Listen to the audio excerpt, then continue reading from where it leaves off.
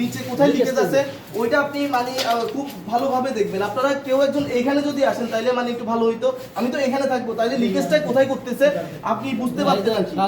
যে কোনো একজন এখানে দাঁড়াইলে হবে।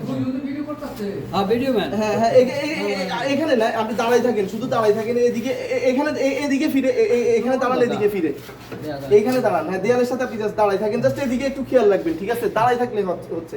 তো আপনি প্রথমে এটা খুলে ফেলবেন, তারপর এদিক দিয়ে টান দিয়ে দেখবেন কোনো কিছু খুলে আসে কিনা। যদি খুলে আসে তাহলে খুলে রেখে দিবেন, আর যদি ডেডিকেটেড থাকে তাহলে খোলার দরকার নাই, কারণ এটা না খুললে আপনি মানে লিকেজটা বুঝতে পারবেন না। কারণ আপনার লিকেজটা এভাবে আপনার বুঝতে হবে যে গ্যাস বের হওয়ার একমাত্র রাস্তা হচ্ছে এটা বার্নার ছাড়া অ্যানাদার কোনো এরিয়া দিয়ে গ্যাস বের হওয়াটা হচ্ছে লিকেজ।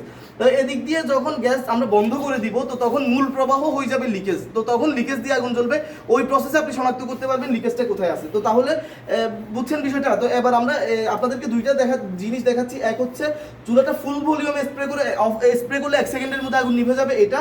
দেন দ্বিতীয়ত যেটা দেখাবো যে লিকেজ টেস্টটা। তো এবার আর দেখাই, এই দেখেন এই যে আগুনটা, এটা খুব পাওয়ারফুল একটা আগুন। এটার মধ্যে আপনি 2-3 বালতি পানি ঢাললেও আপনার আগুনটা নিভবে না, কিন্তু দেখবেন এটা সর্বোচ্চ 1 সেকেন্ড বা 2 সেকেন্ড সময় লাগবে এটা অফ হইতে। এই এরকম স্প্রে করে দেখছেন সাথে সাথে অফ হয়ে যাওয়া, এটা এর থেকে আর বাড়ে না। তো তখন এই চুলার নিচে দিয়ে জাস্ট আপনি একটু স্প্রে করে দিবেন এদিক দিয়ে, যাতে গ্যাস বের হবে, কিন্তু এই ফোমটা থাকার কারণে আগুন জ্বলবে না। কি করে যান? তো এই জাস্ট এই চুলা, এই হচ্ছে লিকেজ, দেখছেন? এই হচ্ছে লিকেজ।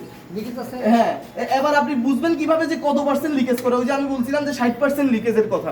তো আপনি এই প্রসেসে বুঝবেন যে ধরেন আপনার এই যে আগুনটা এখানে ছিল বার্নারে, এই আগুনটা ধরেন 100% আগুন। তো এই আগুনের যদি সমপরিমাণ আগুন হয় তাহলে ভাববেন যে আপনার 45 থেকে 50% লিকেজ করে। আবার এই আগুন থেকে অর্ধেক হইলে আপনার 25 থেকে 30% করে। আবার এই আগুন থেকে ডাবল হইলে ভাববেন যে 75 থেকে 80% লিকেজ করে। তো তাহলে আবার আপনারা আন্দাজ করেন, এই জন্য আমি ওনার দাঁড় করে রাখছি এখানে, যে আপনি এখানে তো আগুনটা আপনারা সবাই দেখছেন এবং এখানে আগুনটা আপনাদের থেকেও বেশি উনি দেখছে। তাহলে আপনি বলেন তো কত এইটার তুলনায় এটা কত পার্সেন্ট লিকেজ করে?